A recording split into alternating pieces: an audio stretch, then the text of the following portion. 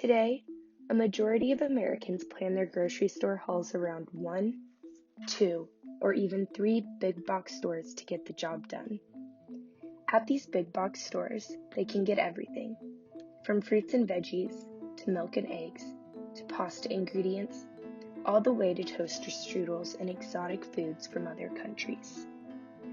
These one-stop shops are getting more and more popular around the world, as do many trends that begin in the United States tend to do. However, a sad and scary reality is coming from these chain stores: obesity and weight gain.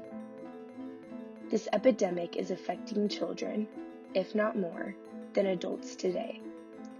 Nearly 1 in 4 children are overweight or obese, and those extra pounds put kids at risk for developing serious health problems.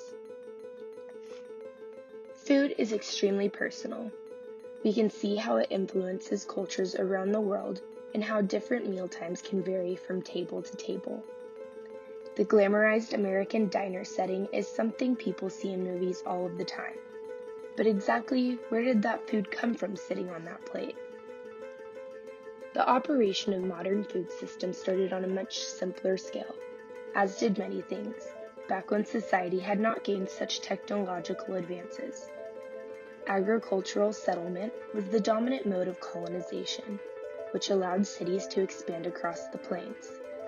Once a city's food supply was secure, the area would be able to move forward.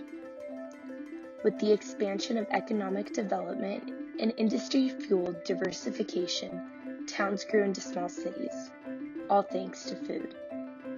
However, there were fundamental tensions between agriculture and urbanization that were only worked out with the helpful hand of transportation and the railroad system. Once it was established, though, there was no stopping the continued development of many of the nation's most popular cities known today. Yet the distinct turning point of when food became unsustainable in the U.S. was in the 1960s, when corner grocery stores made their mark on history.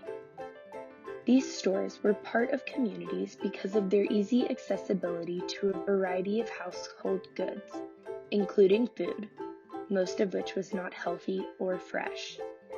Specifically, this is where packaged food emerged and began to spread like a wildfire. Profits were made, and still are, off of the junk food because their shelf life is longer than most fruits and vegetables. However, people are paying for the cost of convenience in regards to their health with what they are putting into their bodies. Each year, the obesity rate rises, so something needs to be done. It is the responsibility of public officials to educate and promote local farming so that parents can give their children healthier food options. Recent research shows that gardens raise property values. This could be the beginning of Americans getting their hands dirty again after almost a century of growing apart from their food. Even though farming is currently excluded from most cities' zoning codes, it could be easily implemented again if the people want it. One of the greatest parts of the United States is that the people have the freedom to choose what type of example they want to lead in their lives and to their children.